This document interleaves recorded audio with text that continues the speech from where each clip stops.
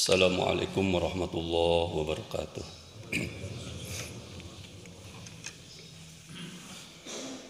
Alhamdulillahilladzi anzala as-sakinata fi qulubil mu'minin liyazdadu imanan ma imanihim. Asyhadu an la ilaha illallah wahdahu la syarika lah wa asyhadu anna Muhammadan abduhu wa rasuluhu la nabiyya ba'dah.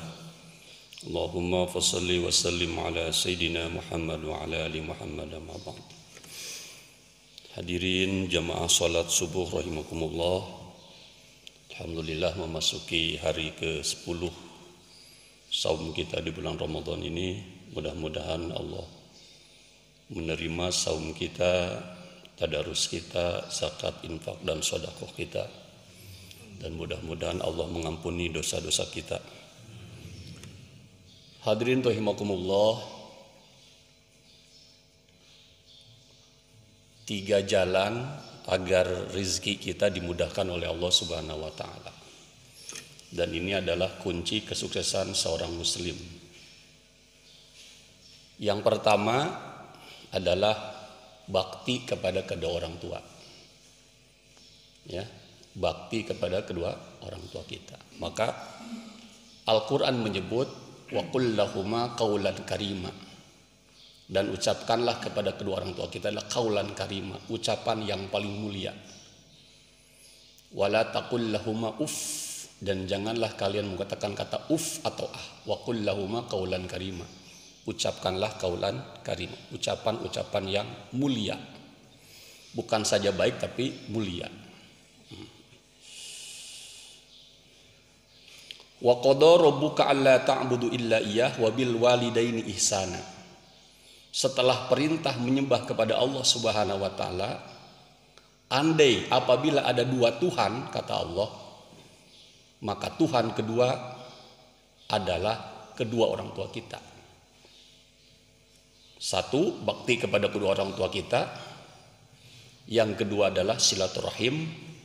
Yang ketiga adalah sedekah. Oleh sebab itulah Allah Subhanahu wa ta'ala menyebut dalam Al-Quran berulang-ulang wa qul lahuma qaulan karim. Yang kedua, tidak ada manajer sukses, tidak ada presiden sukses, tidak ada gubernur sukses, tidak ada bupati sukses kecuali didukung oleh 2 bidadari, katanya itu. Nanti boleh baca bukunya Ipo Samas, Ipo Santosa itu. Bidadari yang pertama adalah ibu yang melahirkan kita ke dunia ini. Maka Imam Syafi'i mengatakan laula murabbi ma araftu rabbi, mustahil kita lahir ke dunia ini kalau tidak ada jasa-jasa ibu kita. Mustahil kita mengenal siapa Tuhan kita Allah Subhanahu wa ta'ala kalau tidak ada jasa-jasa guru kita. Maka guru dikatakan sebagai pahlawan tanpa tanda jasa. Betapa luar biasanya jasa seorang ibu dan jasa sebagai seorang guru. Ada ratusan kisah dan ribuan kisah tentang bagaimana bakti anak kepada kedua orang tua kita. Misalnya kita lihat dalam sebuah kitab tentang kisah Uwais Al-Qarni. Ya. Kisah ini sudah lama. Ya. Bahkan mungkin ratusan kali, ribuan kali diputar-putar kisah ini. Ketika Rasulullah SAW masih hidup, Rasulullah memanggil Umar dan Sayyidina Ali. Wahai Umar dan Ali, sampaikan salamku kepada Uwais Al-Qarni. Di mana doa-doanya naik ke langit tanpa hijab dan didampingi oleh seluruh malaikat di langit. Orang ini tidak pernah bertemu dengan Rasulullah, tetapi namanya disebut-sebut oleh Rasulullah SAW. Namanya Uwais Al-Qarni. Singkat cerita, Rasulullah SAW wafat. Dan Umar serta Ali ingat wasiat Rasulullah SAW. Ketika ada rombongan dari Yaman menuju Mekah untuk melaksanakan perjalanan ibadah haji, ada kafilah yang lengkap dengan peralatan dan arak dengan domba dan unta pada waktu itu. Lalu Umar dan Ali mendatangi kelompok itu. Adakah di tengah-tengah kalian Uwais Al-Qarni? Oh mungkin itu orangnya. Kami menyewa orang ini dengan gaji 300 dirham untuk mengamankan domba-dombaku sampai masuk ke kota Mekah pada waktu itu. Ketika ditadari oleh Umar dan Ali, Assalamualaikum wa alaikumassalam. Kalau salam yang lazim adalah Assalamualaikum wa alaikumsalam.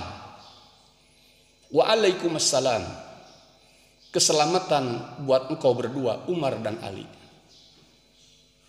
Apakah engkau namanya Uwais Al-Qarni? Betul, aku. Terbayang dalam pikiran Ali bahwa Uwais Al-Qarni adalah seorang manusia yang gagah, ganteng, dengan menggunakan pakaian mahkota. Ternyata seorang manusia yang biasa, pakaiannya juga compang-camping. Aku menyampaikan salam dari Rasulullah Sallallahu Alaihi Wasallam untuk engkau. Kemudian Uwais Al-Qarni nangis, tersendu-sendu. Kenapa engkau tidak bergegas menuju Madinah dan Mekah untuk berjumpa dengan Rasulullah Sallallahu Alaihi Wasallam?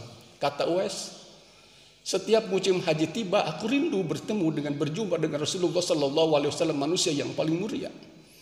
Tapi ketika aku tengok ke belakang, aku memiliki ibu yang sudah tua renta. Aku gendong setiap hari.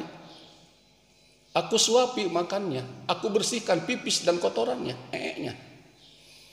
Bertahun-tahun itu aku lakukan. Bukan aku tidak rindu kepada Rasulullah Sallallahu Alaihi Wasallam.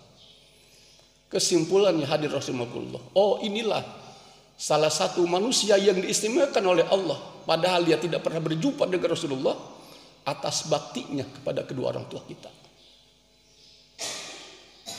Maka berulang ketika seorang mendoakan kepada orang tuanya 5 kali, itu masih dikatakan anak yang masih bahil.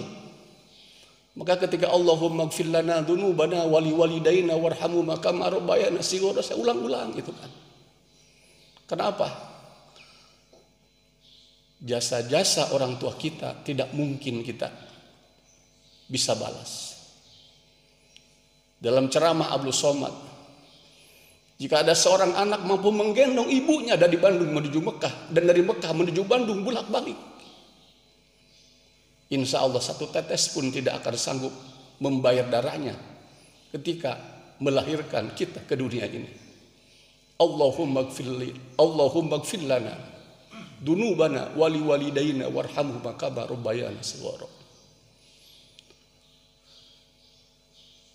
Hadis Nabi juga menambahkan al-jannatu tahta aqdamil ummahat, surga di bawah telapak kaki ibu.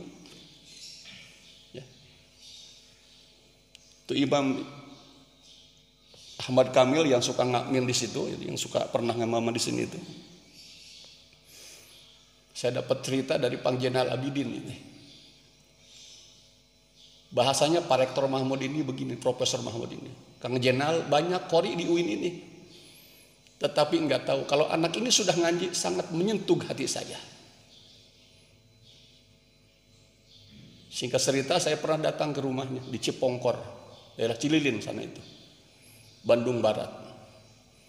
Begitu ketemu dengan ibu dan bapaknya, langsung sujud dan mencium ibu bapaknya, kakinya dicium. Sudah 47 tahun usia saya hari ini. Saya belum pernah melakukan perbuatan mencium kedua kaki ibu bapak saya hari ini. Saya tanya, sejak kapan kamu melakukan ini? Sejak usia dari SD. Siapa yang mengajari? Tidak ada yang mengajarinya. Oh, pantas. Diberi keistimewaan oleh Allah Subhanahu wa taala, hafal 30 juz dan mujawidnya juga sangat luar biasa. Di dunia saja sudah seperti itu. Bahkan bisik-bisik ke saya, sudah ada 16 gadis ya Pak, ibu dan bapaknya ingin menjodohkan saya. Tapi saya belum berminat. Ini bukan dijadikan sebagai simbol kesombongan dan ketagaburan. Ini adalah berkah Al-Quran dan berkah khidmat kepada kedua orang tua kita. Ini luar biasa. Ya. Sampai hari ini, maaf misalkan apabila hari ini masih ada di antara kita yang jauh dengan orang tua kita, kalau yang masih ada cepat pulang. Kalau sudah tidak ada, datangi kuburannya, dan berdoa di sana. Insya Allah kita akan mendapatkan keberkahan dari Allah Subhanahu wa Ta'ala. Yang kedua adalah silaturahim. Al jannatu tahta aqdabil umat. Di surga di bawah telapak kaki ibu-ibu. Al ummu madrasatul ula. Ibu adalah universitas pertama, madrasah pertama, kampus pertama yang membentuk kita hari ini. Kemudian Allah abadikan dalam surat An-Nisa, surat perempuan, tidak ada surat Ar-Rijal. Al-mar'atu imadul bilad. Ibu dan perempuan itu adalah tiangnya negara. Apabila perempuan-perempuan di dunia dan di Indonesia ini baik, maka akan baiklah bangsa dan negara ini. Jika perempuan-perempuan dan ibu-ibunya rusak, maka akan rusaklah bangsa dan negara ini. Mudah-mudahan Ramadan ini adalah bukan Ramadan yang terakhir. Atau sebaliknya, jangan-jangan Ramadan ini adalah Ramadan terakhir buat hidup saya. Dan mungkin juga Ramadan terakhir buat kita semua. Sekian dan demikian, mohon maaf atas segala kekurangan dan kehilafan. Mudah-mudahan segala amal kebajikan kita di bulan Ramadan diterima oleh Allah Subhanahu wa Ta'ala. Mudah-mudahan kita termasuk orang-orang yang bisa berbuat baik kepada kedua orang tua kita. Dan mudah-mudahan Allah mewafatkan kita dalam keadaan wafat husnul khatimah. Wallahul muwaffiq ila aqwamit thoriq. Assalamualaikum warahmatullahi wabarakatuh.